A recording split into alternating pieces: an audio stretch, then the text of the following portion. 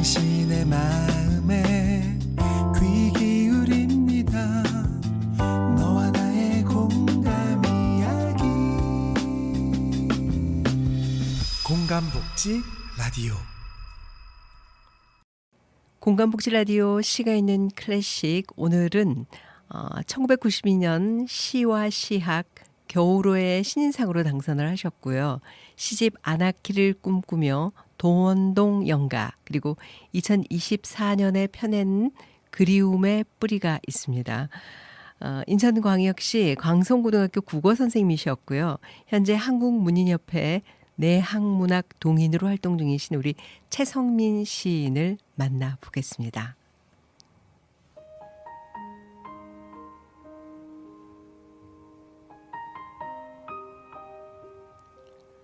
쓰레기. 최성민.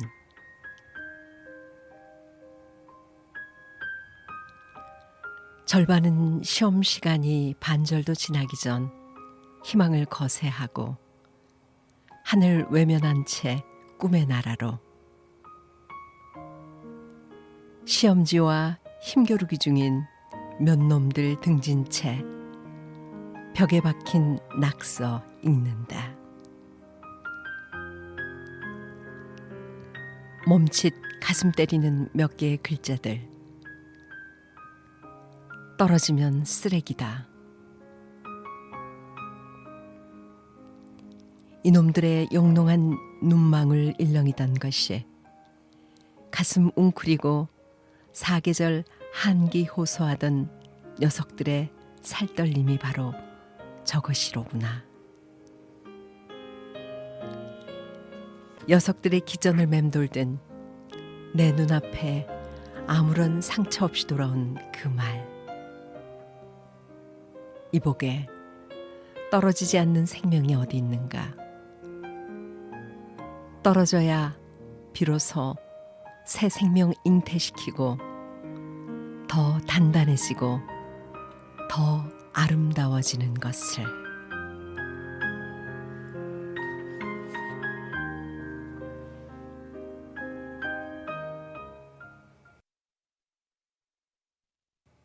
작가님 안녕하세요. 반갑습니다.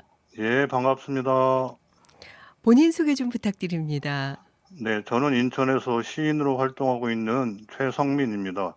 1992년 시와 시학 겨울호로 등단했으며 올해로 33년 차 활동하고 있습니다. 작년 8월 30일부로 교직에서 정년 퇴임을 했고요. 이제는 인생 제2막을 위해서 열심히 노력하고 있습니다. 네, 아쉬움이 많으셨겠어요. 예, 어, 그리고 2024년 10월경에 그 시집을 발간을 하셨는데 늦었지만 축하의 말씀을 드립니다. 예, 감사합니다. 제가 시작하기 전에 낭독해드렸던 시도 아마 작년에 발간한 시집에 담긴 시일 것 같아요. 쓰레기란 제목의 시였는데 어떤 의미의 시일까요? 네, 그 그림의 뿌리에 수록된 시 맞고요.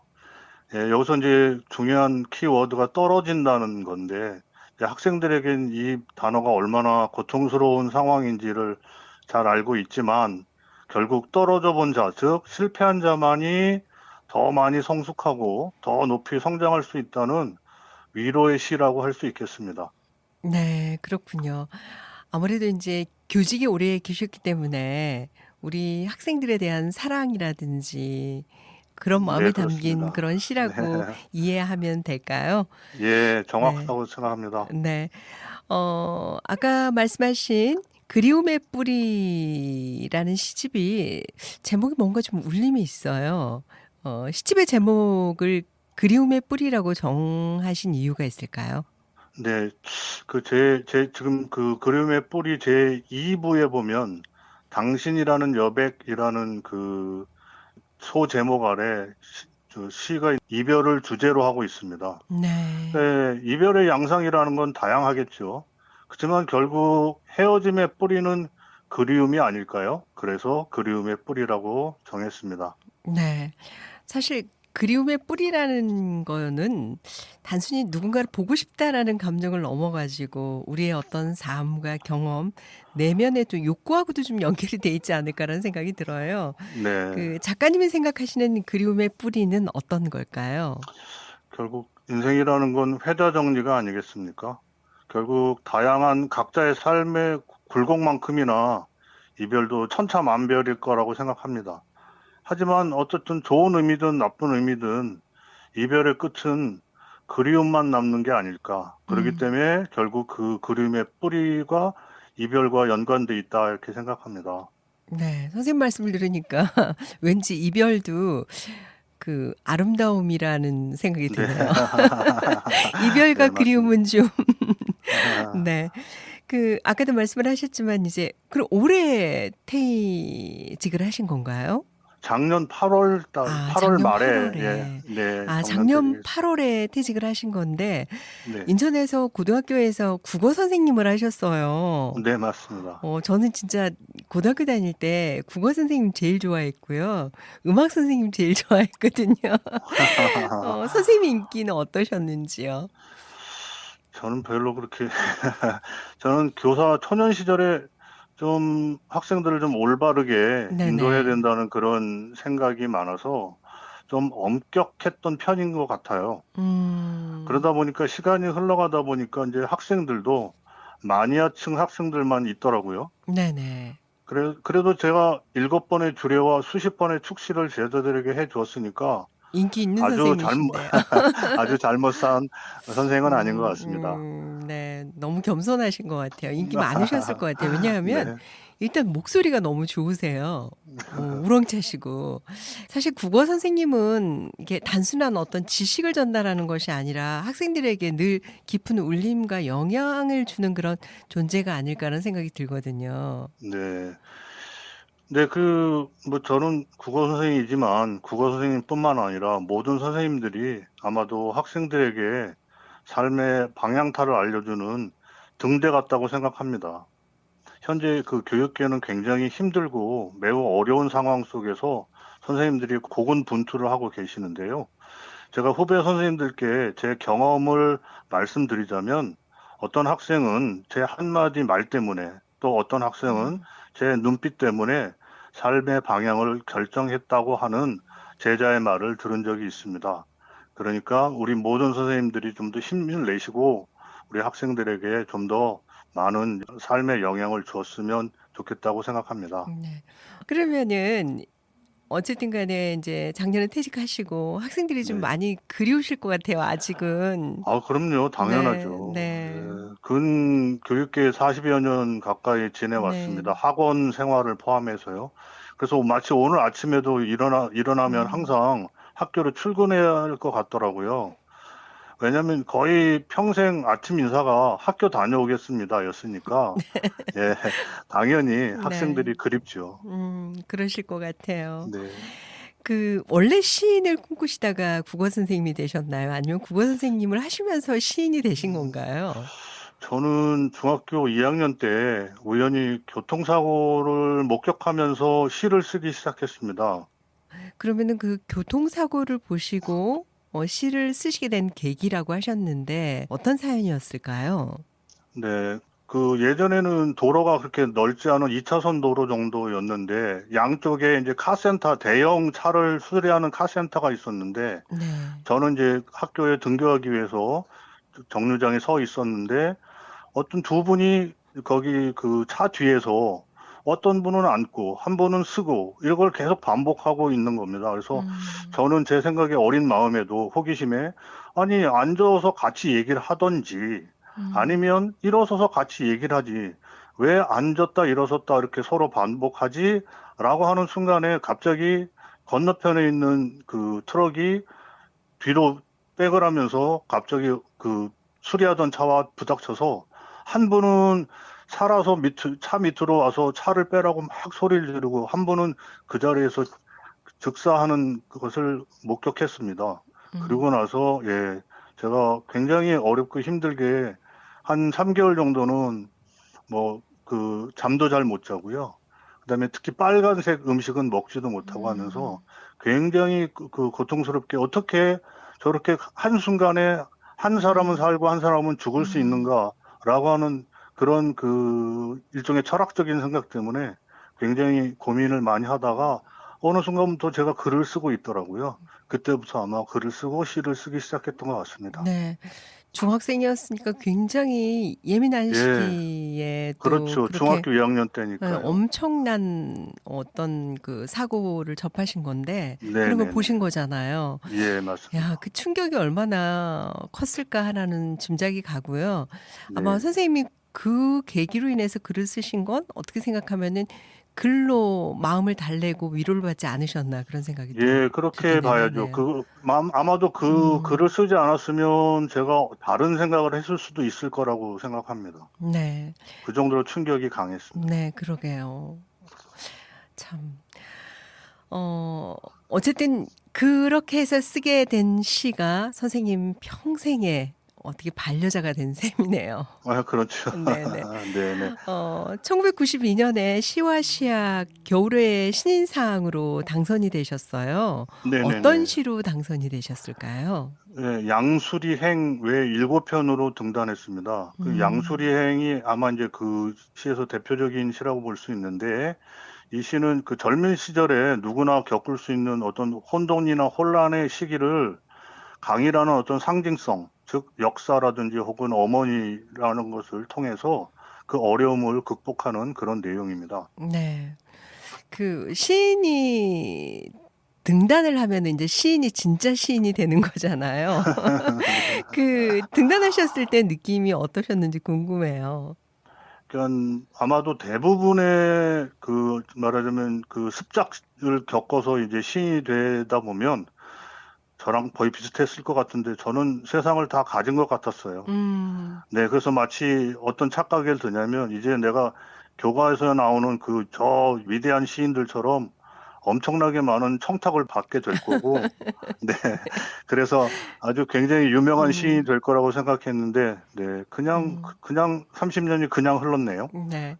네, 그 시인들 가까이서 말씀하시는 거 보면은 처음에 하셨을 때는 다 선생님 같은 마음이셨는데 네, 네, 등단을 막상 하고 보니 그때부터가 더 어렵더라 이러시는 네, 분들이 그렇죠. 많으시더라고요. 예, 공감합니다. 어, 네. 등단하시고 첫 시집은 어떤 시집이셨어요? 제 첫 시집은 아나키즘을 꿈꾸며라고 하는 시집인데요. 이 아나키는 아나키즘을 말하는 것이고요. 그 아나키를 꿈꾸며라고 하는 건데, 이때 제가 대학원에서 그 유치원 시인의 그 시에서 아나키즘을 그러니까 석사 논문으로 쓰고 있을 때라 그 아나키즘과 연관해서 시를 쓰게 되었는데요. 제가 그 말씀드리기보다는 저희 이 시를 해설해 주신 인하대 불문과 이가림 교수님의 말씀을 잠깐만 인용을 한번 해 보도록 네. 하겠습니다. 이가림 교수님 너무나 네. 유명하신 분이시죠. 네네네. 네네네네네.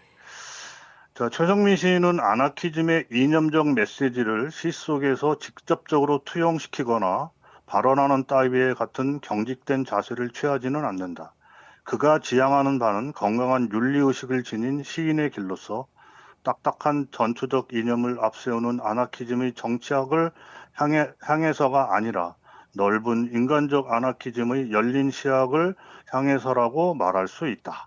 이렇게 예, 말씀드릴 수 있겠습니다. 네. 선생님의 그 열정을 이가림 선생님도 읽으셨던 것 같아요. 예, 감사합니다. 네. 그 시를 쓰실 때 가장 중요하게 생각하시는 게 있을까요?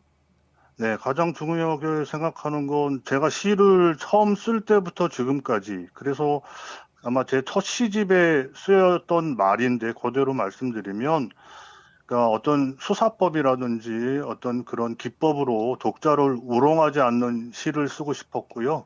또 살아오면서 짠하게 감수성의 현을 치는 그런 시를 쓰고 싶다는 것이 처음부터 지금까지의 생각입니다. 네. 그렇군요. 그 시인으로서 가장 보람을 느끼는 순간이 있다면? 네. 제 시를 읽은 독자들이 가끔 네. 뭐 SNS나 또는 메일이나 이런 곳으로 질문을 할 때가 있습니다. 아시다시피 요즘은 뭐 시가 뭐 잘 안 읽히는 그런 시대인데 가끔 이렇게 질문이 들어오면 내 시를 읽어주는 분이 있구나 음. 이렇게 느낄 때 그때 가장 보람되고 그렇게 됩니다. 네. 그동안 우리 선생님이 쓰신 시 가운데서 가장 애착이 가는 시랄까? 어 네. 어떤 시가 있을까요? 네, 제 1시집에 실린 네. 낀 세대라는 시가 있습니다. 아. 그야말로 부모를 모시는 마지막 세대고요. 자식에게 음. 버림받은 최초의 세대이면서 그게 바로 386 세대입니다. 음. 예, 저와 같은 동년배들이 아마 그런 정치적이거나 사회적이거나 경제적으로 느끼는 갑갑한 이 상황을 노래한 그런 시입니다. 또 이 시는 정확하진 않지만 1994년에서 5년경에 올해의 좋은 시로 선정된 그런 시입니다. 네. 선생님이 처음에 시를 쓰시기 시작할 때 위로받았던 것처럼 항상 시가 선생님을 위로해 주고 계신 네, 셈인 것 같아요. 맞습니다. 네, 맞습니다. 자, 그럼 이번에는 선생님이 들려주고 싶은 시 한 편을 직접 낭송을 좀 해 주셔야 됩니다. 어떻게 네, 좀 준비가 될까요? 예. 네. 그 작년 10월경 낸 그 그리움의 뿌리라는 것에 또 학생과 연관되지만 또 어머니와 연관된 시 한 편이 있습니다. 그걸 한번 낭송해 보도록 하겠습니다. 네. 자, 그럼 음악 나갑니다.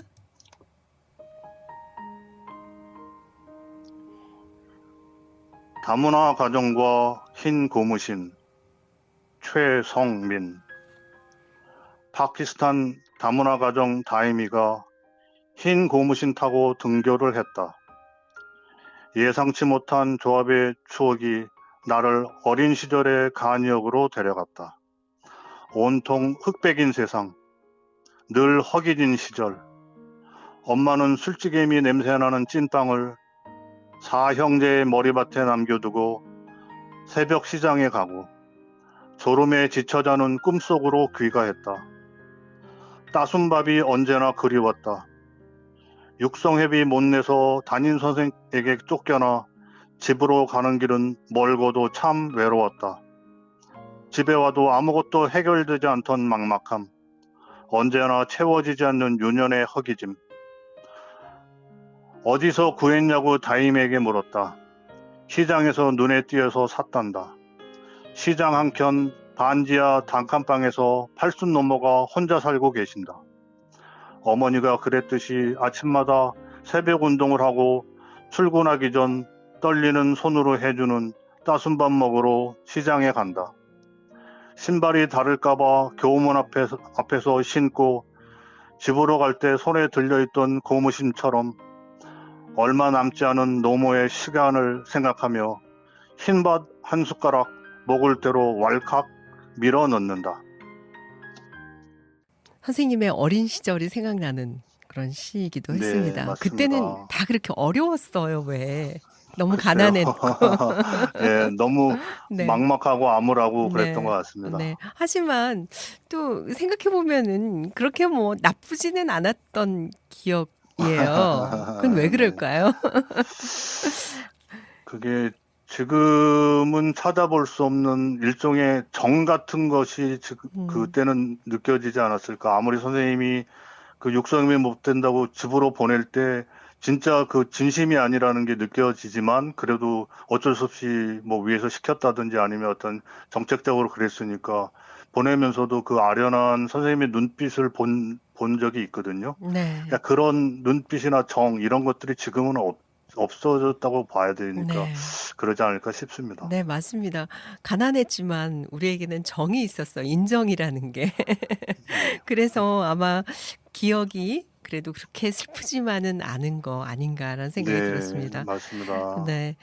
그 선생님은 몇째 아드님이세요? 지금 저는 사형제라고 하셨는데. 네, 네. 장남입니다. 어쩐지 장남 같으셨어요. 네. 그래서 더더욱 어머니에 대한 그런 어머니의 그 가난했던 그 모습들이 눈에 선하게 더 느껴지지 않았을까라는 네, 생각이 들었습니다. 네. 자, 시를 쓰실 때 혹시 즐겨 듣는 음악이 있으신가요? 뭐 시를 쓸 때는 듣지 않지만 그래도 가끔 네. 듣거나 부르는 노래가 있습니다. 네. 그러면은 저희가 이제 시가 있는 클래식이다 보니까 음악 한 곡을 선곡을 해 주셔야 되거든요. 네, 그게 오현명의 명태입니다. 아 선생님 이 노래 저 너무 좋아해요. 저도 오현명의 명태. 예, 네네. 아 선생님이 한 소절 좀 불러 주셔도 될 것 같아요. 목소리가 너무 아닙니다. 좋으셔서 이 노래 잘하실 것 같은데요. 한 소절만 불러 줘 보세요. 검푸른 바다 밑에서 네. 네. 떼지요. 네. 아 너무 좋습니다. 왠지 선생님 노래 이 노래 감사합니다. 잘하실 것 같았어요. 네. 제가 준비를 하겠습니다. 자 감사합니다. 선생님 시를 읽는 독자분에게 하고 싶은 말씀이 있으시다면 어떤 게 있을까요? 네. 현대를 시의 상실의 시대라고들 합니다. 아시겠지만 모든 예술가 중에 시인처럼 사람으로 불리고 있다라고 하는 것은 시에 대해서 또는 시인이 삶에 대해서 진지한 성찰의 결과가 시라고 할 수 있겠죠. 결국 시가 사라진다는 것은 사람이 사라진다는 것을 의미합니다. 그러니 시를 좀 사랑해 주시고 한 줄이라도 읽어 주시기를 바라겠습니다. 네. 오늘 선생님 함께 해 주셔서 너무나 감사합니다. 네, 네. 또 감사합니다. 노래 네. 한 소절이긴 하지만 노래를 불러 주셔 가지고 너무 감사합니다. 네, 네. 감사합니다. 네, 지금까지 1992년 시와 시학 겨울의 신인상으로 당선을 하셨고 시집 아나키를 꿈꾸며 그리고 도원동 연가 그리고 2024년 펴낸 시집 그리움의 뿌리가 있습니다.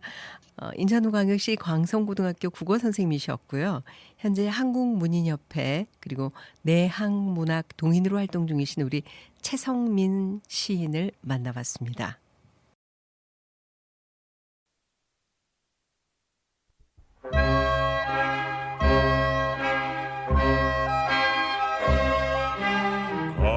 푸른 바다 밑에서 줄지어 떼지어 찬물을 호흡하고 길이나 대구리가 글대로 컸을 때 내 사랑하는 짝들과 노상꼬리 치며 춤추며 밀려다니다가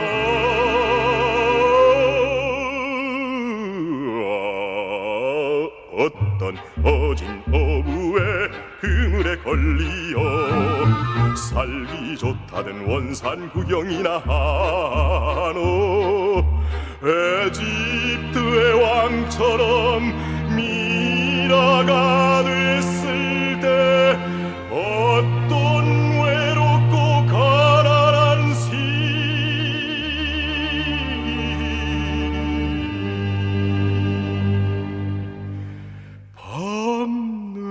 밤늦게 시를 쓰다가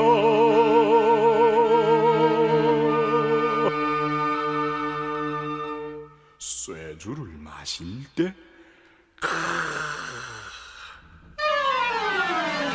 그의 시가 되어도 좋다 그의 안주가 되어도 좋다 짝짝 찢어지어 내 몸은 없어질지라도 내 이름만 남아 있으리라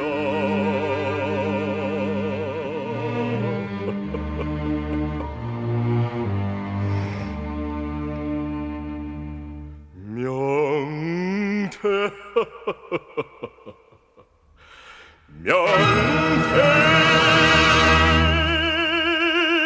명태라고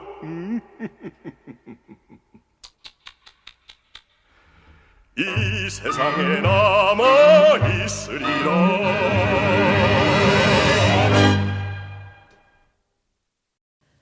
네, 오늘 함께 해주신 최성민 시인이 선곡해 주신 곡이었습니다. 오현명의 명태를 감상을 하셨습니다.